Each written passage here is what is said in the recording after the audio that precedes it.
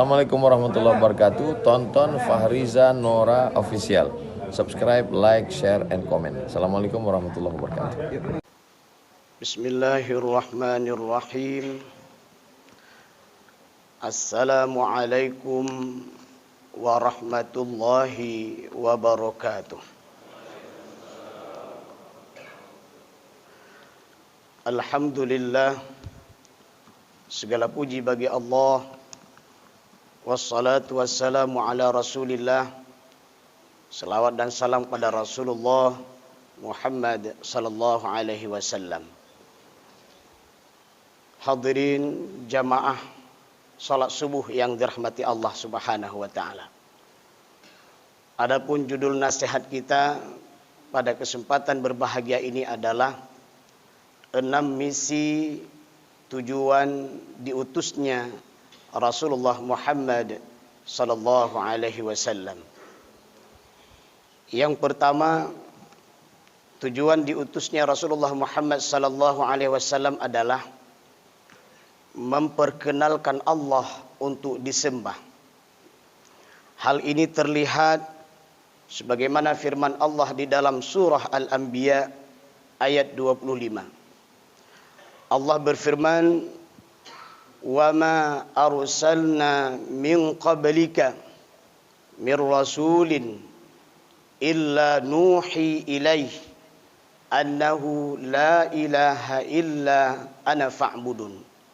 Yang artinya, dan kami tidak mengutus seorang rasul pun sebelum kamu, melainkan kami wahyukan kepadanya bahwasanya tidak ada Tuhan yang berhak disembah melainkan aku.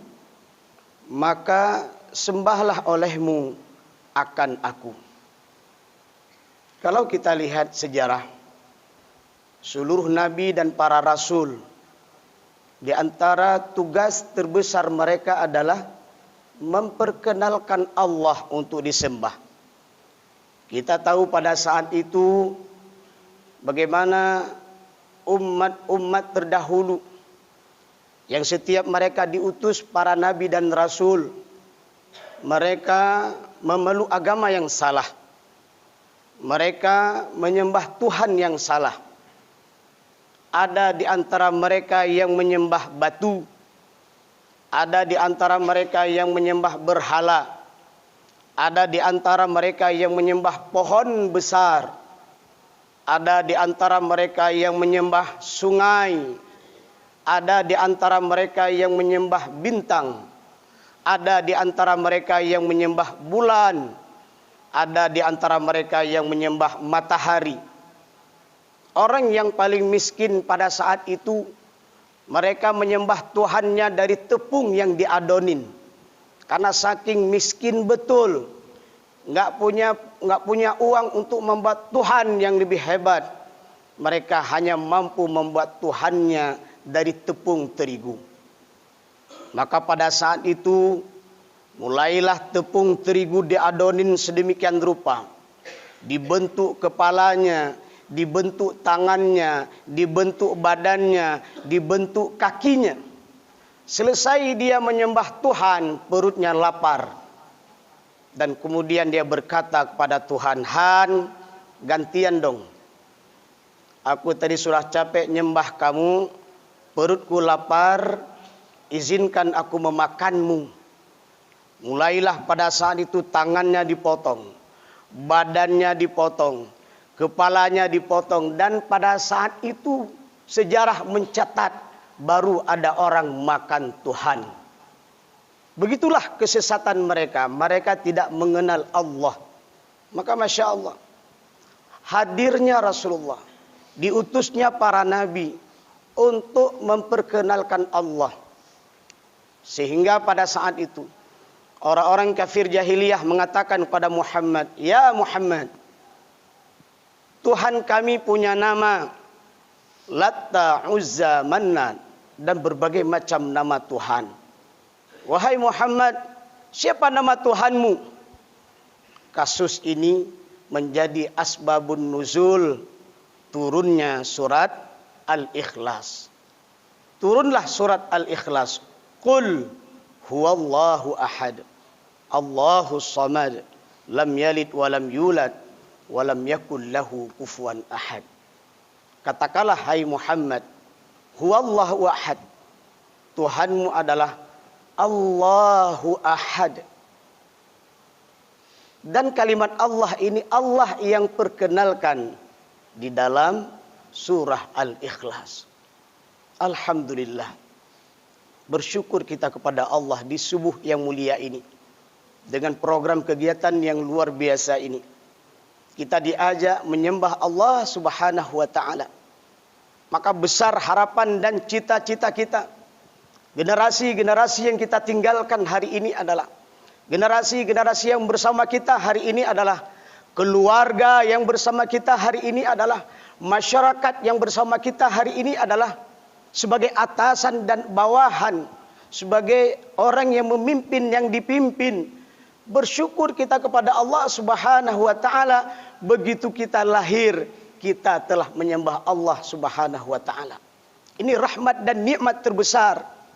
Karena di akhirat nanti, ketika semua manusia sudah berkumpul di padang mahsyar, maka Allah Azza wa Jalla berseru, wahai manusia, wahai hambaku, engkau yang dulu selama di dunia menyekutukanku, kata Allah, engkau menyembah Tuhan selain aku, maka pada hari ini silakan kalian mendatangkan kepadaku Tuhan-Tuhan yang salah yang kamu sembah. Maka pada saat itu mereka tidak bisa berbicara, tidak bisa berkata, karena mereka terlanjur menyembah Tuhan yang salah. Maka tidak ada alasan sebenarnya hadirnya Rasulullah dan para nabi memperkenalkan Allah untuk disembah. Tidak ada alasan orang yang tidak mengenal Allah. Itu yang pertama. Yang kedua, tujuan diutusnya Rasulullah Muhammad SAW adalah menegakkan dan menjaga agama Allah. Firman Allah dalam surah As-Saff ayat 9. Huwallazi arsala rasulahu bil huda wa dinil haqq liyudhhirahu 'ala ad-dini kullih walau karihal musyrikun. Dialah yang mengutus rasulnya dengan membawa petunjuk dan agama yang benar, agar dia memenangkannya di atas agama-agama meskipun orang musyrik membencinya. Di atas agama yang lain meskipun orang musyrik membencinya. Masya Allah. Begitu mulianya tugas Rasulullah. Dan ini pun bagian daripada tugas kita sebagai umat Nabi Muhammad SAW. Bersyukur kita kepada Allah. Lahirnya ma'had-ma'had. Lahirnya lembaga-lembaga pendidikan. Hadirnya majelis-majelis taklim yang kita lakukan di musalla, di menasah, di masjid. Dan bahkan halaqah-halaqah keislaman, kajian-kajian keimanan. Para ustadz, para kiai, para tengku yang saban waktu, saban hari, saban saat menyampaikan nilai-nilai Islam. Dan kita di kantor kita, di tempat kerja kita, kepada prajurit-prajurit kita, atasan-atasan kita, mereka saling watawasau bil haqqi watawasau bis sabri, menyampaikan dinul Islam. Dalam tafsir fi zilalil Quran disebutkan bahwa orang-orang yang da'i ilallah, kalimat-kalimat mulia yang disampaikan di jalan Allah, kalimat-kalimat mulia yang disampaikan untuk menyembah Allah, mempertahankan agama Allah, maka di saat kalimat itu naik ke langit, itu berada di saf pertama di antara amal-amal yang lainnya. Jamaah rahimakumullah. Menegakkan agama Allah, menjaga agama Allah, bagian daripada tugas terbesar Rasul dan para nabi dan kita sebagai umat Islam. Yang ketiga, misi Nabi Muhammad SAW, para Rasul dan Nabi yang lainnya adalah membawa berita gembira dan peringatan.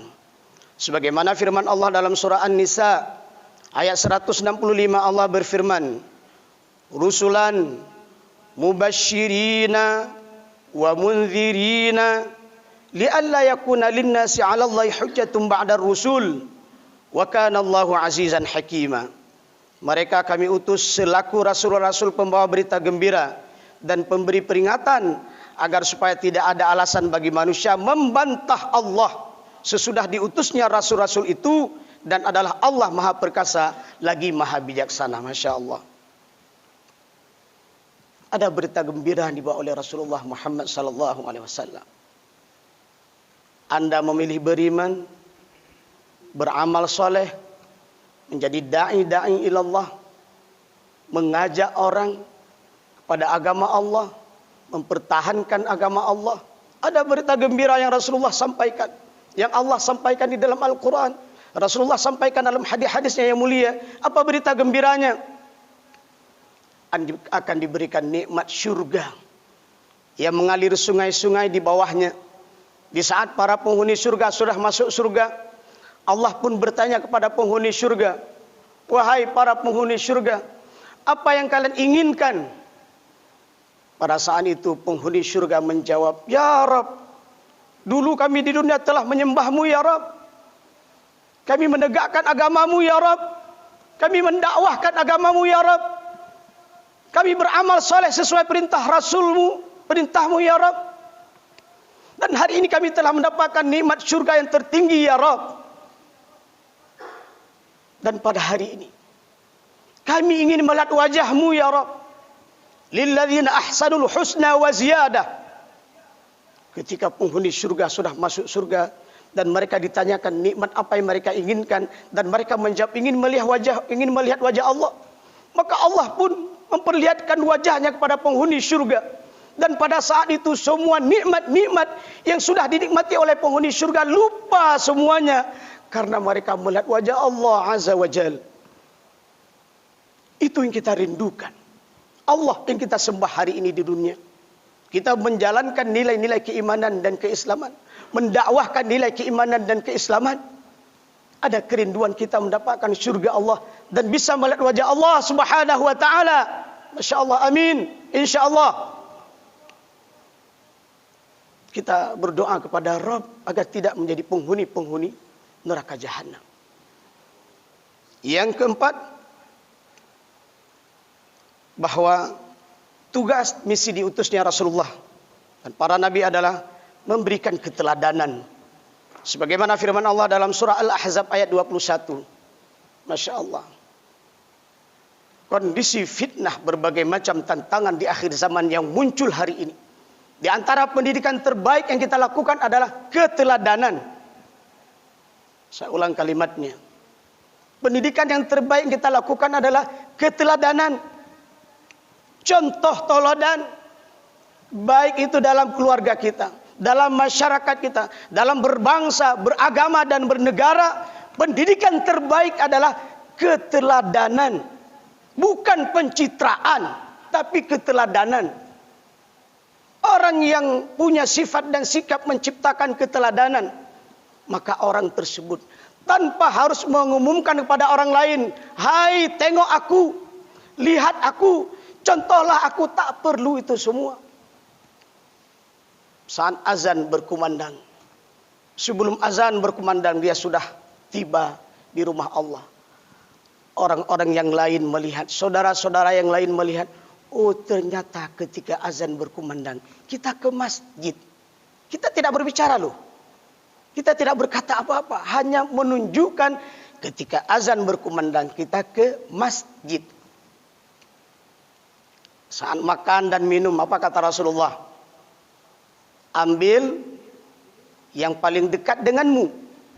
Walaupun hidih nasi mana? Hidih nasi te, ikut dayang ke kareng. Mohon maaf, kita coba amalkan hadis ini. Apa kata Rasul? Ambil yang paling dekat denganmu. Hadis.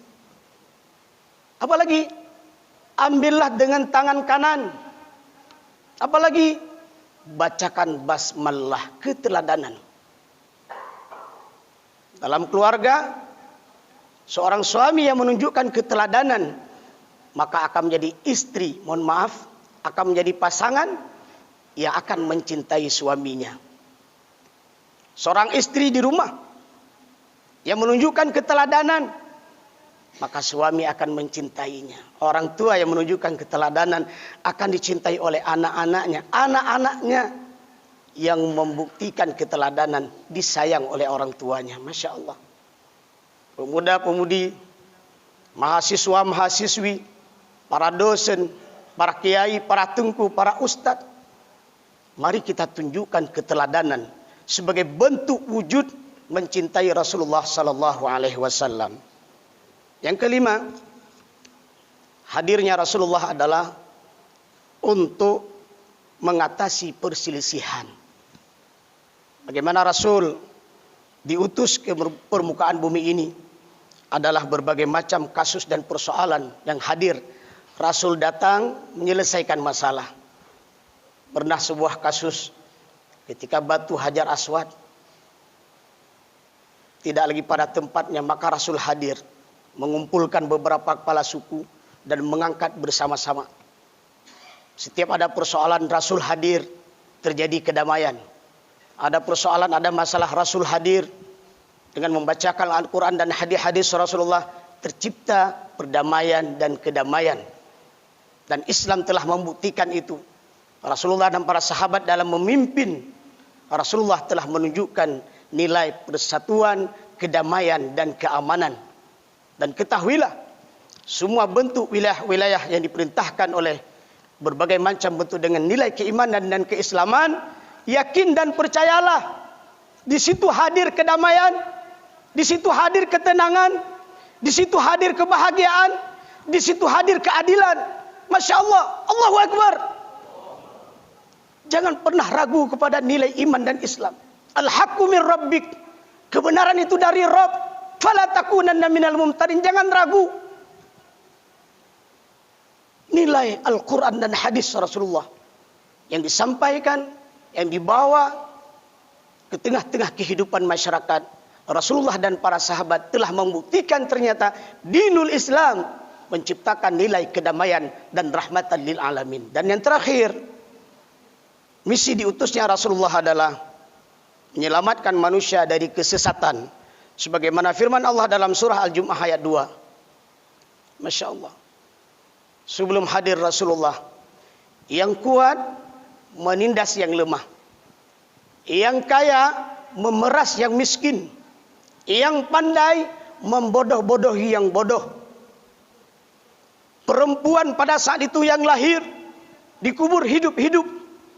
Singkatnya, begitu diutusnya Rasulullah Muhammad sallallahu alaihi wasallam, ternyata hadir kemuliaan. Bahkan bangsa Arab pada saat itu bukan hanya dihormati, disegani oleh sesama mereka sebagai mukmin dan muslim, dan bahkan orang-orang kafir pada saat itu hormat kepada orang-orang muslim, karena dengan hadirnya Islam membawa kedamaian dan keselamatan serta kebaikan di dunia dan di akhirat. Terima kasih dan mohon maaf. Alhamdulillahirabbil alamin. Subhanakallahumma bihamdik asyhadu an la ilaha illa anta astaghfiruka wa atubu ilaika. Assalamualaikum warahmatullahi wabarakatuh.